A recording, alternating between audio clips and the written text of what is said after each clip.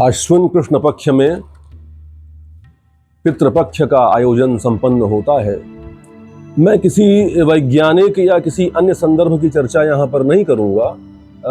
इस बात पर बहुत अधिक बहस की जा सकती है कि जो दिया जाता है वो पितरों तक पहुँचता है कि नहीं, स्वर्ग है कि नहीं, नरक है कि नहीं।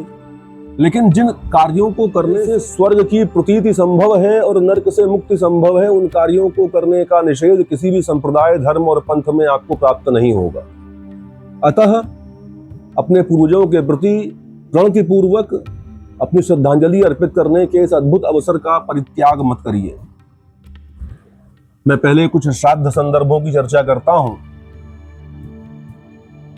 पितृपक्ष में जिस दिन भरणी नक्षत्र होता है उस दिन गया श्राद्ध का परिणाम प्राप्त होता है व्यक्ति को। मातृ नवमी के दिन जो स्त्रियां अपने पति के रहते हुए वैकुंठ जाती हैं, उनका श्राद्ध कर्म संपन्न किया जाता है। द्वादशी तिथि को सन्यासी, ब्रह्मचारी, वैष्णव आदि का श्राद्ध संपन्न होता है। चतुर्दशी तिथि को उनका श्राद्ध संपन्न किया जाता है जिनकी शस्त्र, अस्त्र या किसी प्रकार की दुर्घटना में मृत्यु कारित हुई हो। पितृ विसर्जन अमावस्या के दिन उन सबके श्राद्ध संपन्न किए जाते हैं जिनकी तिथि अज्ञात है, जिनके बारे में पता नहीं है। इसके अतिरिक्त एक महत्वपूर्ण बात और भी है। यदि इस पूरे संदर्भ में, पूरे पक्ष में श्राद्ध करना संभव न हो तो दो बातें बड़ी महत्वपूर्ण हैं, आप ध्यान रखिए।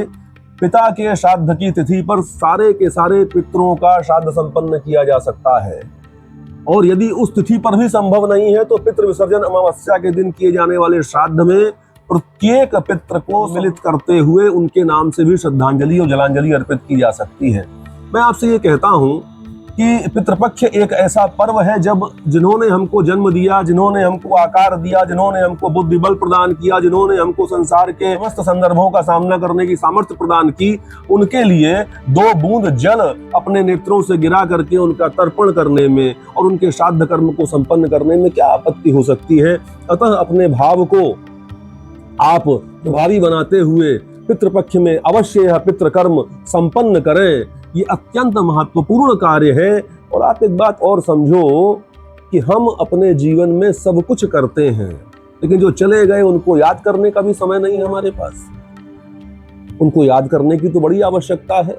अतः उनका स्मरण करते हुए, प्रणतिपूर्वक उनको प्रणाम करके, उनके समस्त कृत्यों को संपादित करते हुए हमें उनके आशीर्वाद की, उनके अभिसिंचन की अत्यधिक आवश्यकता है, और उसकी प्राप्ति हमारे जीवन को धन्यता का बोध प्रदान करेगी, इसमें कोई संदेह नहीं है।